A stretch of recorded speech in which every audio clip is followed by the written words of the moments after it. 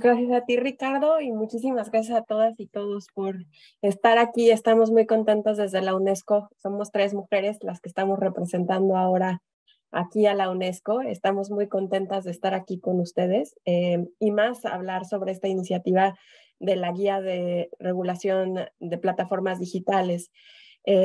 Está conmigo, quiero presentar aquí a las panelistas y al panelista.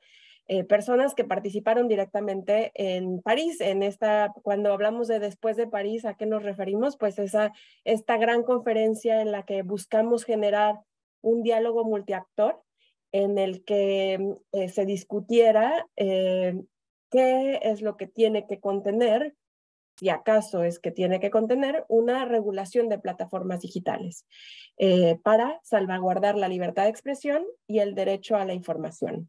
Para UNESCO es importante reconocer que existen muchísimas iniciativas a nivel mundial que están buscando regular las plataformas digitales y que no necesariamente estas iniciativas salvaguardan el derecho a la libertad de expresión y el derecho a la información. Y por eso es importante para nosotros generar un estándar mínimo a través del cual los estados miembros puedan aproximarse a la regulación de plataformas digitales desde una perspectiva de derechos, y una perspectiva multiactor en la que se reconozca que tiene que haber transparencia, que tiene que haber rendición de cuentas y que tiene que haber mecanismos de participación a través de todo el proceso regulatorio de distintas partes de la sociedad. En ese sentido, están aquí conmigo. Primero voy a iniciar con Eric Iriarte, que forma parte de Iriarte y Asociados y quien participó activamente dentro de la conferencia por un Internet confiable, que fue en febrero acá en París, del 21 al 23 de febrero. Muchísimas gracias, Eric, peruano. Me dijo que era importante repetir que era peruano. Entonces, muchísimas gracias, Eric, por estar aquí con nosotros.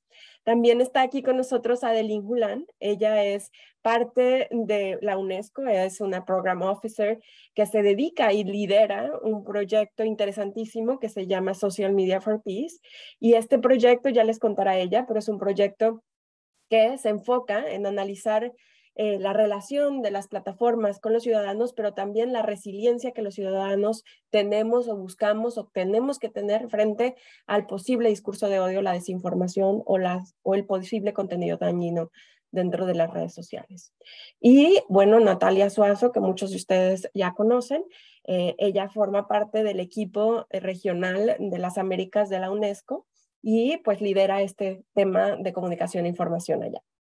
Muchísimas gracias a todas y todos por estar aquí. Y bueno, yo solamente quisiera darles una pequeña, brevísima actualización sobre la guía, porque sé que algunos de ustedes la conocen, y para aquellos que no, les comparto. Este proceso de elaboración de una guía para la regulación de plataformas digitales ha sido a través de una serie de consultas que iniciaron en septiembre del 2022. Consultas multiactor que han traído más de 4,000 comentarios a lo largo de este tiempo, desde distintos actores que vienen de distintos países. Hemos tenido alrededor de 280 actores involucrados en este proceso, de más de 130 países. Y bueno, ahora, justo hoy, ya puedo decirlo hoy porque tenemos un poquito de retraso por un proofreading de la versión 3.0, pero hoy vamos a estar enviando la versión 3.0 a todos para que la puedan ver. Y bueno, ustedes tienen la nueva, que tiene que ver con el cambio que tiene esta versión 3.0 respecto a la versión 2.0, que creo que es algo importante para este efecto de esta sesión. Tiene que ver con que el principal objetivo de esta guía se reconoce que más que nada tiene que ver con el impulsar que independientemente del objetivo que tenga cualquier proceso regulatorio de plataformas digitales, este tiene que tener como base la salvaguarda de la libertad de expresión y el derecho a la información. Es decir, cualquiera que sea el objeto, si es electoral, si es de telecomunicaciones, si es etcétera, digamos el que sea, Este tiene que salvaguardar siempre la libertad de expresión y el derecho a la información. Ese es un elemento importante porque anteriormente el objetivo de la guía era apoyar los procesos regulatorios. Ahora lo que buscamos es que se reconozca que ante cualquier proceso regulatorio, lo principal es salvaguardar estos dos derechos. Otro de los cambios importantes que fueron altamente discutidos dentro de la guía y que tienen que ver justo con el periodismo, dentro de la conferencia por un Internet confiable, se discutió bastante cómo se considera que un contenido puede ser contenido que pueda afectar a la democracia o a los derechos humanos, que era algo muy ambiguo, se decía dentro de la conferencia. Ahora, uno de los cambios que todavía está sujeto a discusión en esta nueva etapa de consulta tiene que ver con que el contenido se considera que esta guía lo que busca es, por un lado, proteger la libertad de expresión y el derecho a la información, y por otro, establecer los procesos y las estructuras que las plataformas digitales tienen que poner en marcha para identificar aquel contenido que puede ser restringido bajo estándares internacionales de derechos humanos, específicamente el artículo 19, fracción 3 del Convenio de Derechos Civiles y Políticos y el artículo 20 del mismo convenio. Eso es algo que cambia radicalmente, pero que sin embargo, es importante decir, sigue siendo uno de los temas más discutidos y en disputa para este siguiente periodo de consulta. Otro de los temas importantes que cambia en los que hubo mayoritariamente consenso es que el tema de la participación de la sociedad civil tiene que ser un poco más relevante dentro del proceso regulatorio. Ese es otro de los temas que está altamente señalado dentro de esta nueva versión para ser comentado en la siguiente versión de la guía. Y finalmente, el tema del alcance de la guía en términos de plataformas digitales. ¿Cuáles son las plataformas que tendría que cubrir esta guía? Porque hay algunos, por ejemplo, que dicen que los estados tendrían que ser quienes definen de acuerdo al riesgo qué plataformas están en el radar. Hay otros que solamente señalan que tendría que ser aquellas plataformas más grandes o con mayor alcance o con mayor penetración en los usuarios.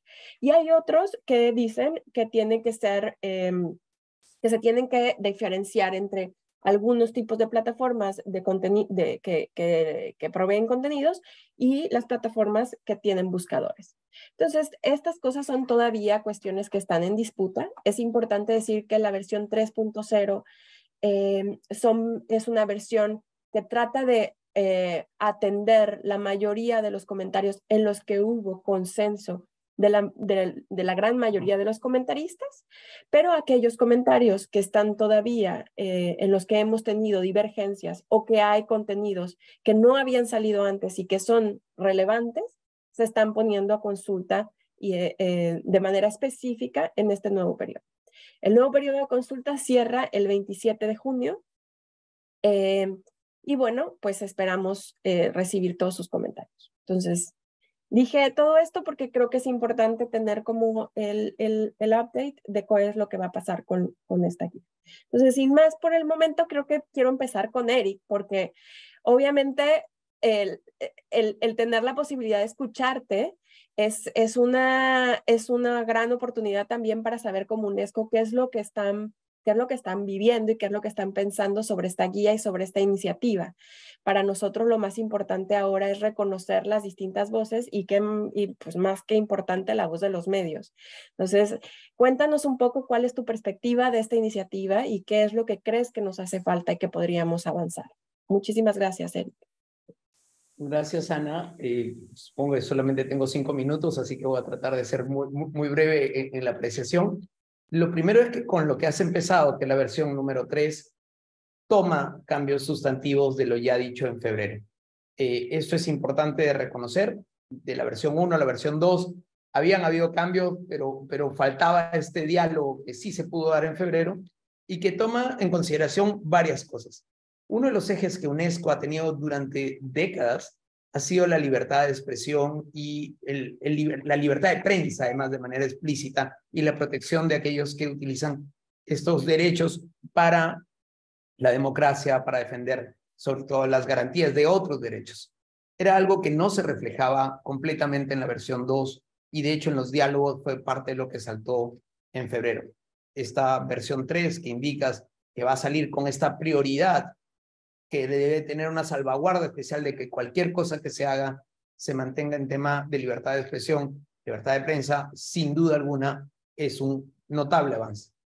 Lo segundo, que no lo veo reflejado, supongo que cuando veamos el texto lo podemos ver, es la idea de cómo hacer regulaciones globales con diferentes regulaciones nacionales y realidades nacionales.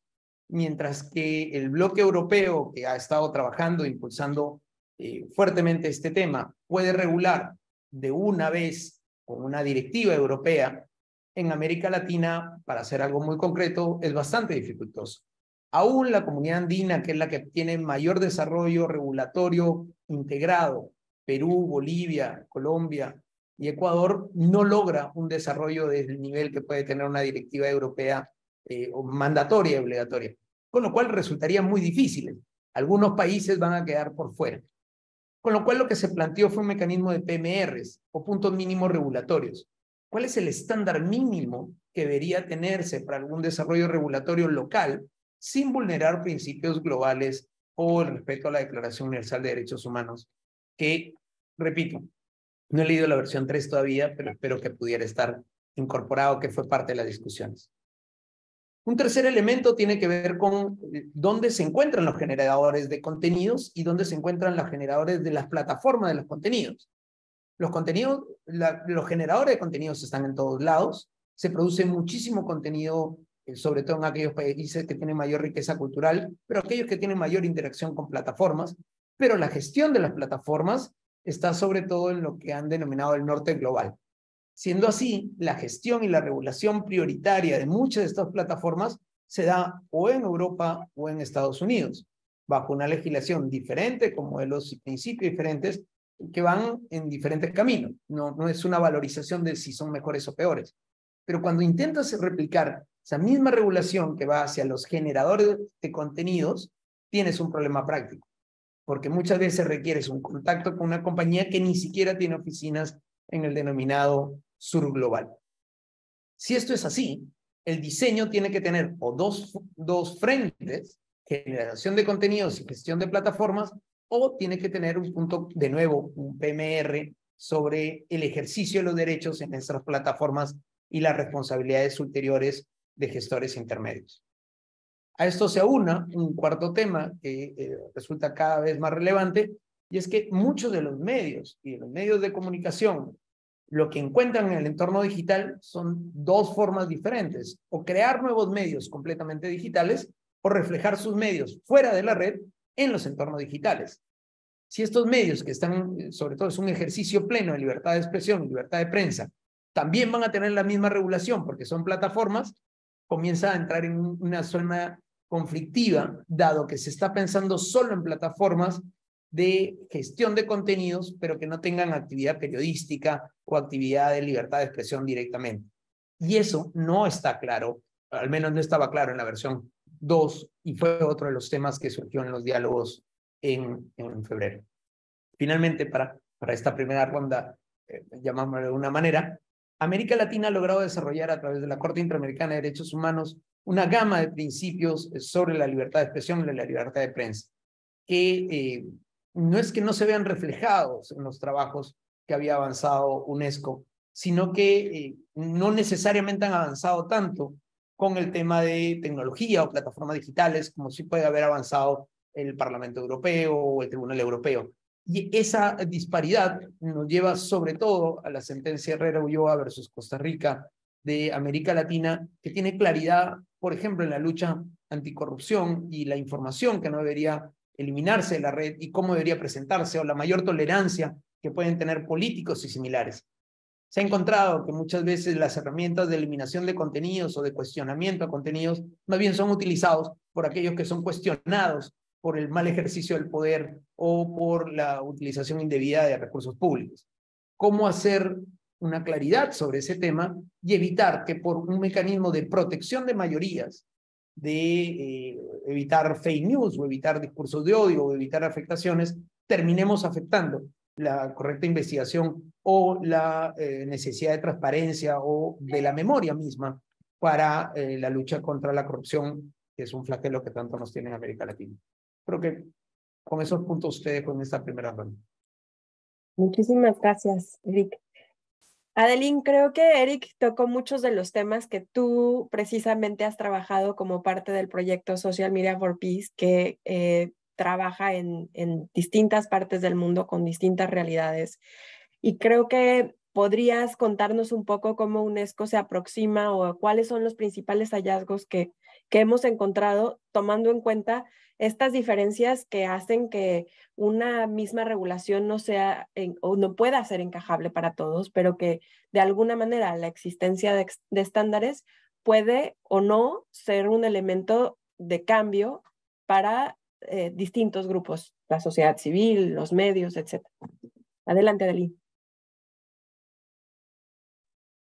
Thanks a lot, Ana Cristina, and again, good morning, everyone. As you just said, indeed, a lot of points that have been raised by Eric kind of ring a bell with the work we've been doing as part of the UNESCO project Social Media for Peace.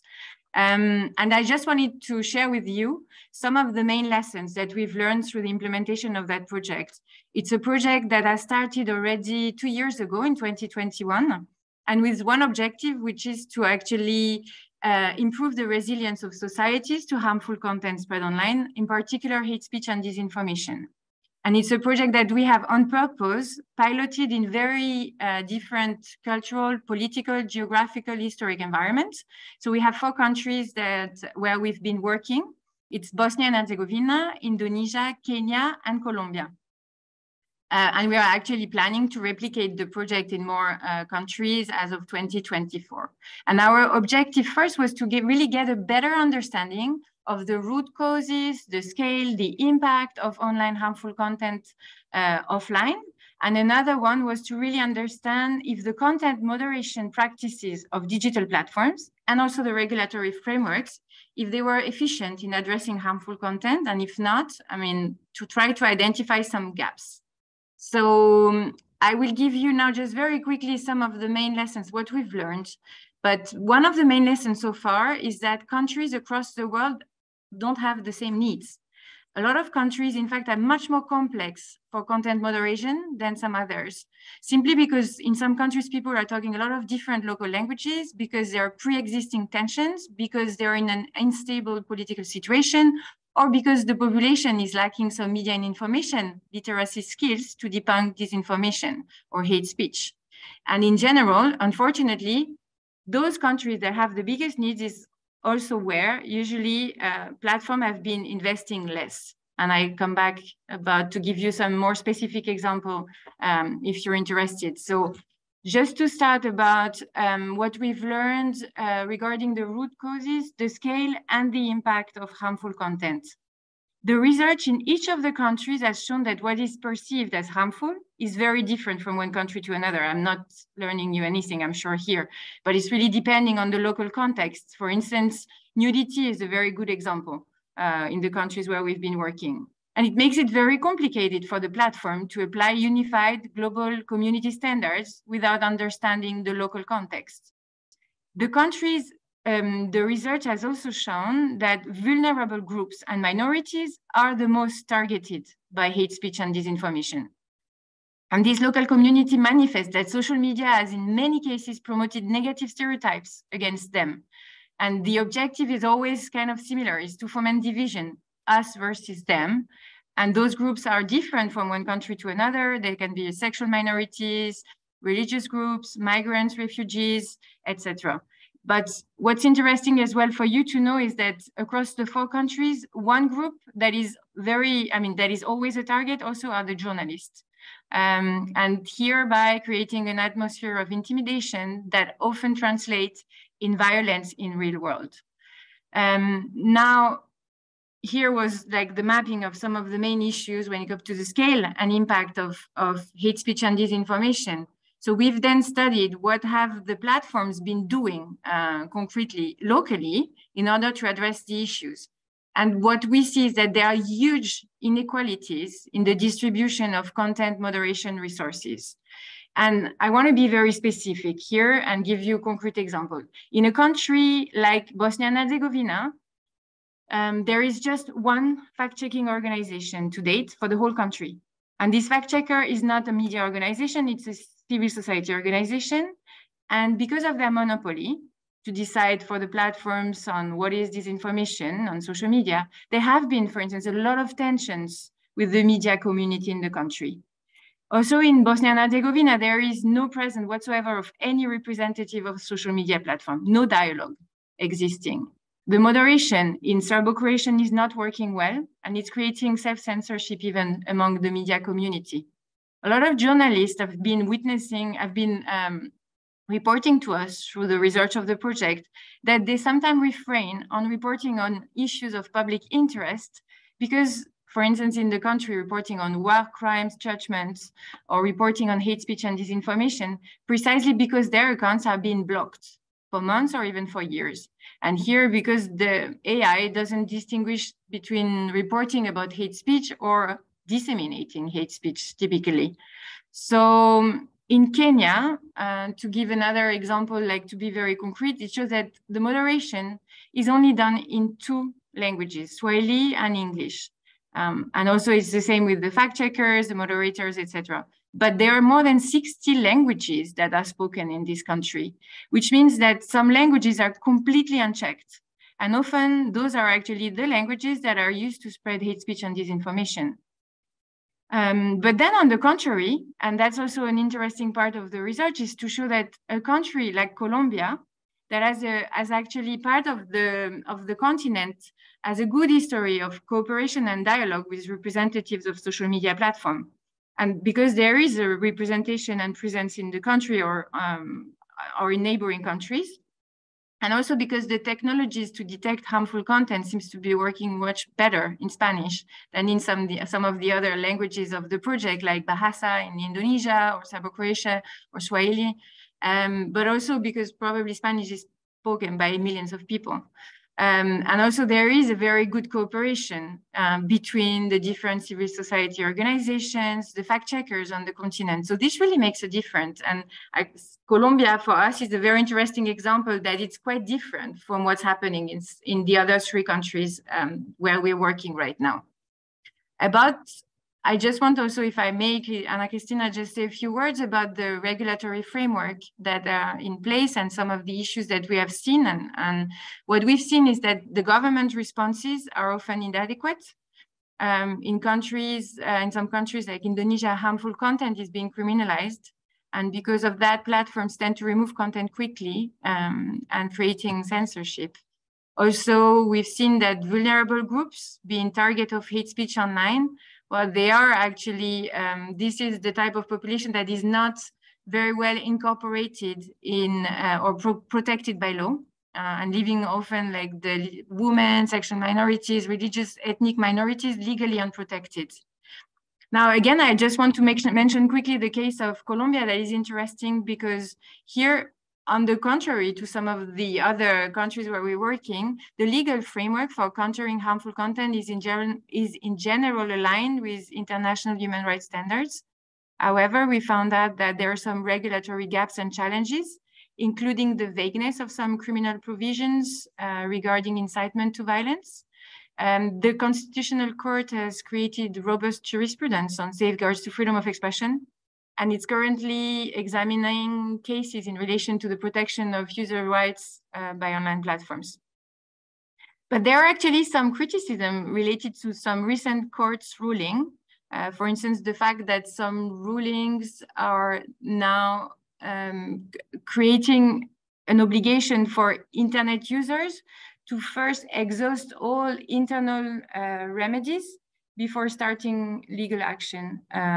Also, our research show that there is the existence of cyber patrols by different government agencies to monitor online content. We don't really know what's the scope and functions of these actually online patrols. So I just want to stop here, but these are the main findings which really show for us, and this has been key in the work that Ana Cristina and the colleagues at HQ have been doing in working on these guidelines, is that there are huge disparities when we speak about freedom of expression online, on social media, content moderation and curation. Thank you, Ana.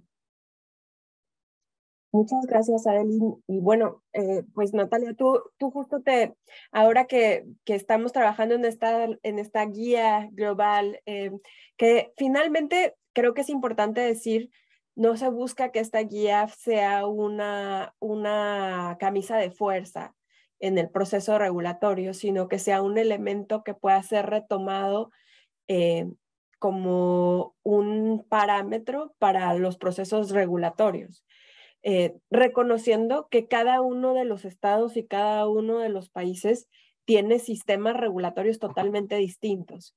Y creo que uno de los grandes aprendizajes sobre esto tiene que ver con justo cómo Latinoamérica ha funcionado históricamente, no solamente por sus gobiernos, que hemos tenido gobiernos autoritarios en todos nuestros países, aunque no se reconozcan como tales algunos, y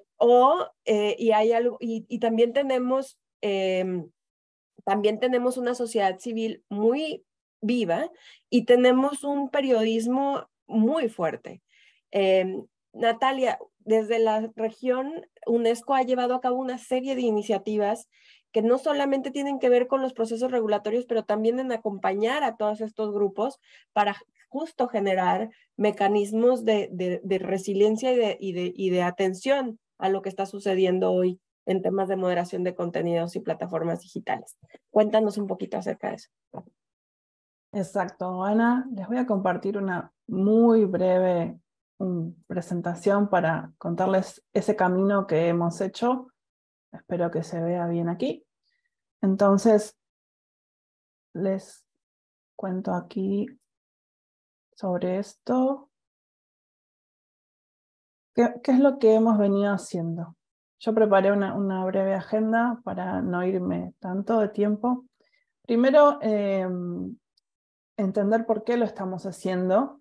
Me parecía muy bueno las intervenciones también de Eric y de mi colega previamente de UNESCO, porque esto es un proceso. Nos estamos sumando a un proceso del que somos parte y que nace de un problema, que es que yo cito esta frase que me parece muy, muy interesante de Talerton Gillespie, que es que solemos pensar que la moderación es un aspecto secundario de lo que hacen las plataformas. Y sin embargo, lo que hacen las plataformas de redes sociales básicamente es moderar.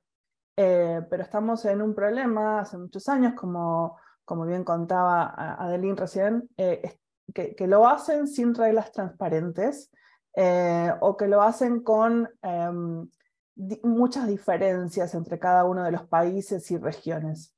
Entonces, en esas diferencias tenemos un problema de afectación de derechos de las personas y también de derechos de otros colectivos, como es el de los periodistas y de los medios de comunicación, y aquí venimos a resolver ese problema que se ha generado.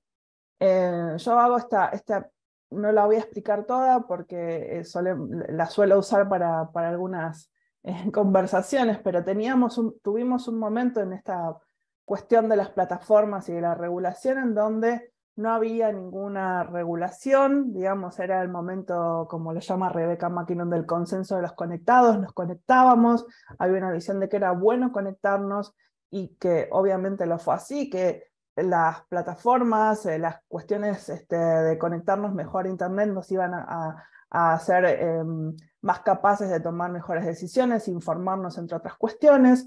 Hubo un momento luego donde se empezaron a marcar algunos acuerdos tácitos y las plataformas se autorregularon en distintos temas que eran importantes para mantener a esas mismas plataformas libres de algunas cuestiones que hoy consideramos ya plenamente hay un consenso en que son ilegales y no deben estar, porque por supuesto tienen que ver con también derechos de las personas, se crearon normas comunitarias, términos de servicios, y hoy estamos en un momento que llamamos el momento de la regulación en distintos aspectos, en donde estamos viendo qué hacemos con otras cuestiones, que algunas son nuevas, otras no son tan nuevas, pero se están expresando como problemas a medida que las plataformas han crecido y nuestras interacciones con ellas han crecido y han afectado también la vida de las personas.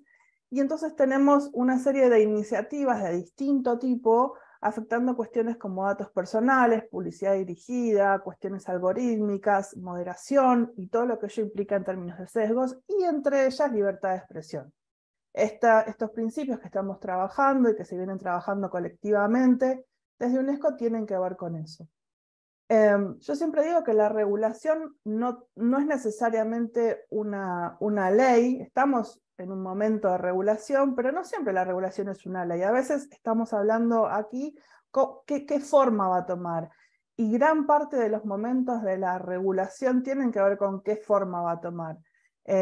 No es tanto definir qué queremos regular, que es gran parte de la cuestión. Ahora les voy a contar un poco muy brevemente cómo fue esa discusión en América Latina o algo de esa discusión, sino también con qué forma lo vamos a hacer. Entonces yo siempre digo que hay una parte de regulemos, pero también innovemos, ¿no? ¿Qué criterios, qué modelos? Algunos hablan de las Smart Regulation. Bueno, también hay ahí cuestiones de que, yo siempre digo, regular no siempre es una ley, sino encontrar formas en que eso sea posible, y también con las cuestiones de Internet que, como también bien decía Eric, hay que ver cómo las trasladamos después a cada uno de nuestros países con realidades muy distintas, y como mencionaba también Adeline, que también tienen internamente características diferentes.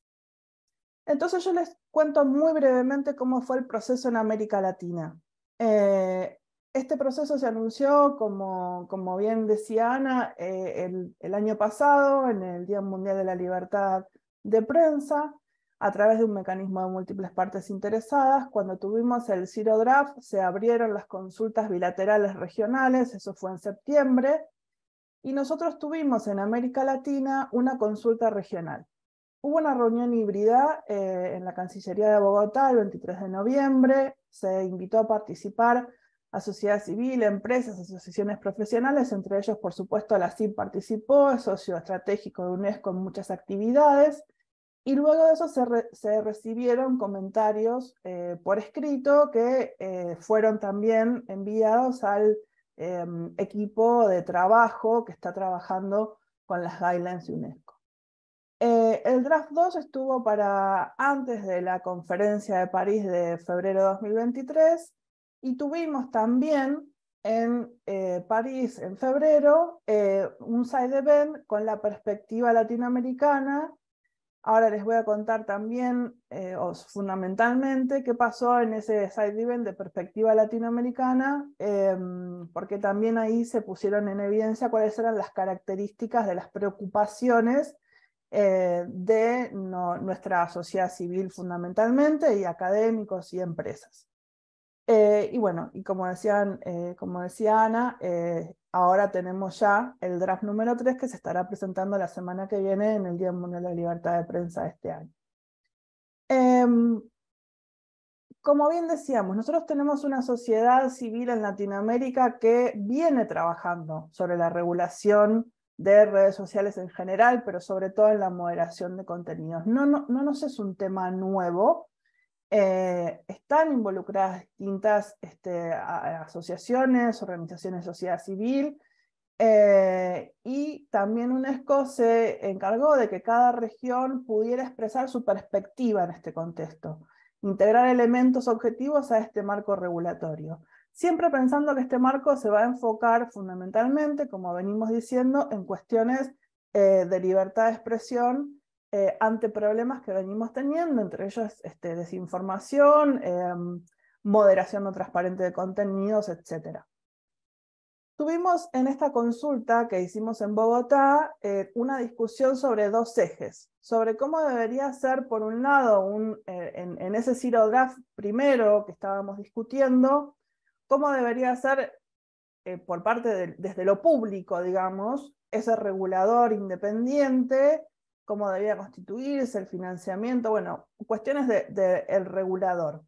Y después discutimos durante esa reunión y durante los días siguientes que se recibieron comentarios, cuál debía ser el objetivo de esa regulación, es decir, afinar estas cosas que, como les contaba Ana Cristina, hoy en el draft número 3 ya están bastante más adelantadas y afinadas, también pasando por la reunión de París.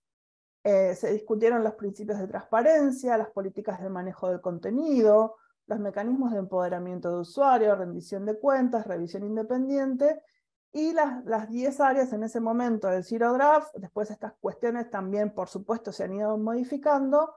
Áreas de reporte propuesta para las plataformas, es decir, compromisos, ¿no? Tanto compromisos en la sección 1 para los poderes públicos como para el sector privado en la sección 2. Se trabajó con una serie de guías para poder organizar este debate, fundamentalmente cómo lograr el objetivo de la información como bien común, porque ustedes saben que cuando hablamos de plataformas de redes sociales, si no corremos el riesgo de hablar de todo, porque obviamente son omnipresentes, entonces trabajamos bastante en enfocar esa discusión, pero también en ver si había cuestiones adicionales que tuviéramos que considerar. Una cosa muy importante es si estábamos teniendo, o si íbamos a tener a futuro cuestiones técnicas, este future proof, o sea, que una cuestión que hablábamos la semana pasada con Ana Cristina, si por cuestiones técnicas o por cuestiones de avance de las tecnologías, estas guías nos pudieran quedar viejas, que es una cuestión que es muy importante, cómo hacemos que esto pueda seguir su camino hacia futuro. La cuestión, obviamente, de cualquier regulación, que es que sea detallado, pero tampoco demasiado prescriptivo. Discutir la independencia del sistema regulador, que obviamente siempre en estos casos, ustedes lo saben porque trabajan con cuestiones de libertad de expresión, es absolutamente fundamental, y también de libertad de prensa desde ya. Y cómo crear estas salvaguardas para garantizar que la guía, esto también es muy importante en estos temas, esta guía regulatoria no se transforme en una guía desde el otro lado, no punitivista, que no se transforme en una regulación que suprima expresiones legítimas, que no se vaya para el otro lado. ¿Cuáles fueron? Yo les hice un resumen de los mayores aportes y debates, o sea, ¿cuáles fueron las preocupaciones expresadas fundamentalmente después del draft 2? Acá yo me estoy moviendo al draft 2. Que vemos que hay un buen involucramiento de la sociedad civil, la academia y los grupos profesionales, pero Pedro Vaca, acá yo pongo nombres porque fueron personas que estuvieron convocadas como representantes de distintos sectores, y por eso lo menciono, que él también ve por su trabajo en estos temas que hay una necesidad de mayor involucramiento del sector público para que después esto, cuando, como decimos en Argentina, se baje a tierra o tengamos que ir hacia las regulaciones específicas en los distintos países, tengo una confianza, porque muchas veces se reclama que se haga algo con estas cuestiones, pero después él ve que en el trabajo bilateral en los países se necesita mayor involucramiento. Hay también una cuestión que plantearon Wikimedia o los otros tipos de plataformas, pero que bien podría ser planteado también por medios de comunicación, que es entender la asimetría de la regulación, es decir, tener en cuenta plataformas de distintos tamaños, objetivos, profit, non-profit, fundamentalmente no afectar Internet del conocimiento, o no afectar, o cómo podemos hacer para entender distintos tipos de objetivos también en relación a que no hay un solo tipo de plataforma. Esto fue muy también debatido. Alay expresó la consideración de expectativas, de hasta dónde se puede ir llegando, o si se puede ir llegando Alay es una asociación, ustedes saben, de empresas. 30 segundos, Natalia, para poder dar paso a los demás. Muy bien. De distintas empresas de América Latina, y evitar salidas punitivistas también, lo decía la colega brasilera Bia Barbosa. ¿Por qué? Porque estábamos muy cerca también en Brasil de experiencias donde también por cuestiones, en ese momento fue la toma en Brasilia, también ante situaciones de coyuntura, también se busca sobre regular a las redes sociales. También pensar, y esto fue una postura del CELE, sobre que otros proveedores de distintas áreas de Internet están moderando contenidos y qué hacemos con eso. No deberían, pero lo hacen. Revisar las normas ya vigentes para no estar repitiendo cuestiones o, en todo caso, considerarlas. Y necesidad de garantizar una participación efectiva en el subglobal, algo que Eric estaba mencionando. Voy a dejar por aquí y vuelvo a los compañeros panelistas. Muchas gracias. Pues creo que podemos pasar a preguntas de las personas que están acompañándonos, por si hay alguna duda. Sí, yo quiero expresar, para iniciar esta corta ronda de preguntas, nosotros como organización, tanto el presidente actual de la CIP como el anterior, que también participaron en París, hicimos ver la preocupación de la CIP que la posible regulación, que casi siempre terminan siendo los gobiernos más autoritarios los que a veces suelen imponer palos en la rueda, no afecte esa regulación que esperamos que sea, si hay, a través de organismos independientes, autónomos, sin las presiones de gobiernos, de empresas o de quien fuere, que la regulación podría estar afectando los contenidos noticiosos que divulgan las plataformas. Y ahí es donde entraríamos en problemas de censura de contenido. Por eso la CIP, también en las manifestaciones que fue haciendo, si bien dice que es posible una regulación por todos los temas que tienen que ver con lo que se está buscando en materia de tratar de evitar tanta desinformación, propaganda, discurso de odio, etcétera, pornografía, o lo que fuere, hay muchas de esas cosas que ya están reguladas en los países a través de las leyes tanto nacionales como internacionales. Y que propende también a que se haga mayor y más explícito el tema de favorecer la autorregulación. Sabiendo que a veces eso no es suficiente, sí se pone énfasis en que podríamos estar ante un problema mayor, que regular las plataformas sería también la excusa o la vía que utilizarían los gobiernos autoritarios para regular los contenidos periodísticos que las plataformas distribuyen. No sé si Ana Cristina lo pueden tomar como pregunta o comentario como para poder hablar al respecto, pero esa es la posición que ha manifestado la CIP ante la UNESCO, tanto en Colombia, como decía Natalia, así como los papers que hemos mandado a la oficina de la UNESCO. De acuerdo, muchísimas gracias, Ricardo. Si quieres ahora regreso a esto para darle la palabra también a los colegas. Martín. Sí, Martín. Muchas gracias, Ana. Quería hacer una pregunta a algunos de los panelistas si tienen información sobre el proyecto que se tratará el martes próximo en Brasil y que tuvo dictamen para su tratamiento urgente el pasado martes, que incluye justamente la regulación de la fake news y algunas consideraciones respecto de el rol de las plataformas de actuar preventivamente cuando se trata de contenidos peligrosos, de nombrar algún tipo de autoridad del Estado, una agencia de inspección para garantizar que se cumpla la ley.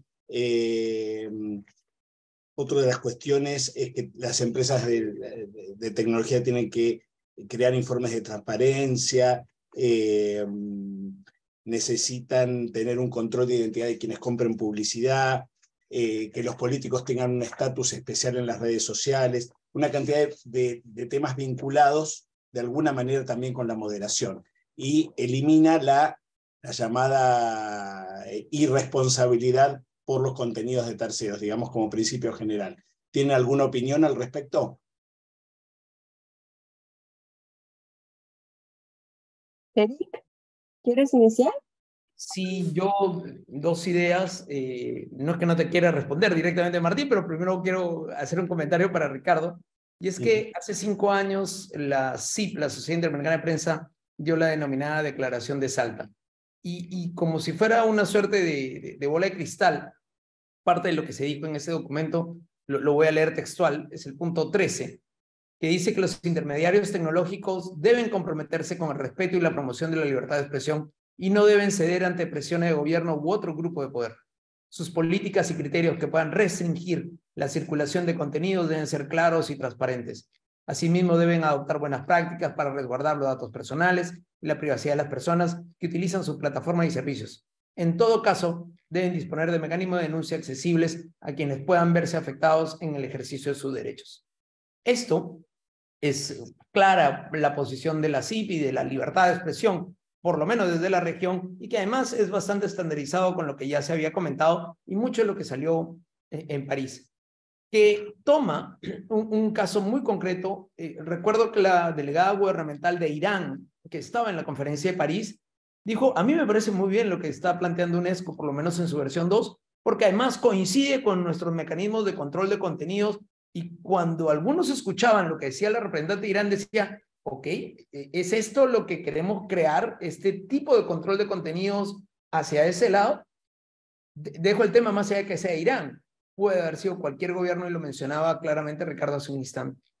Si esto además se comienza a ver en posiciones como la que está pasando en Brasil y en otros países que también han comenzado a intentar hacer regulaciones por el tema de fake news o control de contenidos supuestamente dañinos, en realidad lo que pudiéramos estar abriendo es una caja de Pandora gigantesca para más bien controlar la libertad de expresión de aquellos que no dicen lo que uno quiere escuchar o los mecanismos que podemos tener para la transparentización. Con lo que dijo Ana al inicio de esta sesión sobre que la versión 3 ha retomado o ha tomado mucho y que además el eje fundamental de cualquier regulación tiene que ser la validación por la libertad de expresión, creo que se ha avanzado bastante. De nuevo, quiero ver la versión 3, pero creo que coincide por lo menos con la declaración de Salta, que este año cumple 5 años en noviembre. Carlos Jornet tiene una pregunta. Muchas gracias. Ana, Carlos Jornet, por favor, Carlos. Sí, muchas gracias, Ricardo. No, recién se hablaba un poco de la diferencia entre los generadores de contenido y los gestores de contenido, debido a que unos al generar contenidos están ejerciendo la libertad de expresión y los otros simplemente son los que la difunden. Me pregunto si no deberíamos revisar esas categorías, y lo puse ahí en el chat, sí, precisamente.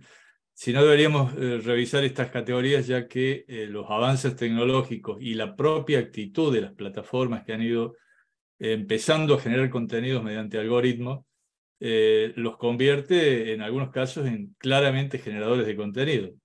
Y ahí pueden ser tanto o más discriminadores, por ejemplo, tener un discurso de odio respecto de un ser humano. Y hice un ejercicio de preguntarle a uno de los chats un discurso machista sobre el rol de las mujeres en la sociedad, y bueno, ahí lo podrán ver al resumen que cargué en el chat. Es realmente mucho más duro que el que puede hoy expresarse en cualquier medio de comunicación. Sí, pues creo que da para muchísima, más de 1 hora, Ricardo. Nos diste 1 hora solamente para discutir el tema. Pero una pregunta que creo que es importante, no sé, Adeline, ¿quieres responder algo más, Natalia, a esto que acaban de señalar ambos? Porque creo que es importante regresar con ustedes también, en 1 minuto cada una. Thanks, Anna. Just very quickly, I just wanted to react first on and I haven't heard any, like everything, because sometimes the translation in English is broken, but just a quick reaction regarding how much the regulation actually might affect news content. I think it's a very important point, and for me, it's a discussion I'm following very closely, because here in Europe, there are very heated debates about that. Just to say that I think, for instance, that already when you say like regulation might affect news content, the question is already how much platforms, digital platforms, algorithm, and the way how much this is already affecting in any case news distribution, and how much I believe we are missing a bit some data, very concrete data from the media community about how much they're affected, like their content is being either removed or the recommender system, how it is actually affecting the distribution of their news. And this is a point right now that is very much discussed, because in Europe, the Digital Services Act that you've mentioned already before, that is really like seen as an opportunity more than a challenge right now these days, about how to improve transparency of platforms, especially of the processes, how it will actually reinforce the prohibition of general content monitoring, how it can really protect freedom of expression. But what the EU is really doing right now is a complementary regulation that is right now, as we speak, being debated, which would be a European Media Freedom Act to protect media freedom. In addition, to have this enabling environment to ensure, because the media component that was debated within the DSA has been removed, and therefore the whole conversation about the media has been moved to this European Media Freedom Act. And there is one big topic, which is Article 17, which is going to be, should media have a media exemption? Should there be a media exemption? Should media be protected from, and this is really a very big debate here in Europe, and not something that we have in these guidelines, but just to mention that, of course, this is coming up, how much regulation can either protect or impact on media. Yo a lo que dijo Natalia, te doy Adeline, un minuto. a lo que dijo Adeline agrego que, en definitiva, este momento regulatorio ayuda a la cuestión de la transparencia de cómo se están manejando las plataformas en términos de moderación y toma de decisiones respecto de los contenidos, y que esto siempre se centra, estas discusiones siempre se centran en procesos y no en contenidos. Y en ese sentido, creo que como responsables de medios de comunicación, participar de esa discusión es beneficioso en definitiva, porque conocer esas decisiones y participar de la toma de esas decisiones en tanto de empresas me parece beneficioso en última instancia. Respecto de lo de Brasil, solo un minuto, es un proyecto para modificar la ley de fake news que existe hace 3 años. Abrieron ayer una nueva consulta al Comité Gestor de Internet de Brasil, que es un órgano que ya además trabaja hace muchos años, se puede consultar en la página de ellos. Llevan además como 27 audiencias, es un proceso muy democrático, y tanto en la página del Comité Gestor como en la Coalición de los Derechos de la Red, que son todas las organizaciones de sociedad civil, se puede seguir bastante en detalle el debate para Martín. Pues muchísimas gracias. Yo de mi parte decirles que en unos minutos realmente vamos a estar enviando el newsletter a todas las personas que se inscribieron a la Internet Confiable con la versión 3.0.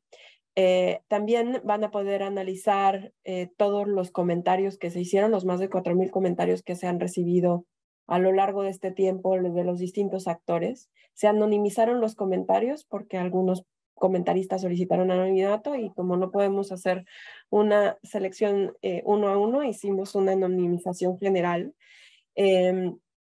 Entonces, les invito por favor a leerlo. Cualquier comentario adelante. Todavía tenemos, les digo, a partir de hoy, 2 meses más de consulta, en los que obviamente la visión de los medios es importantísimo para nosotros.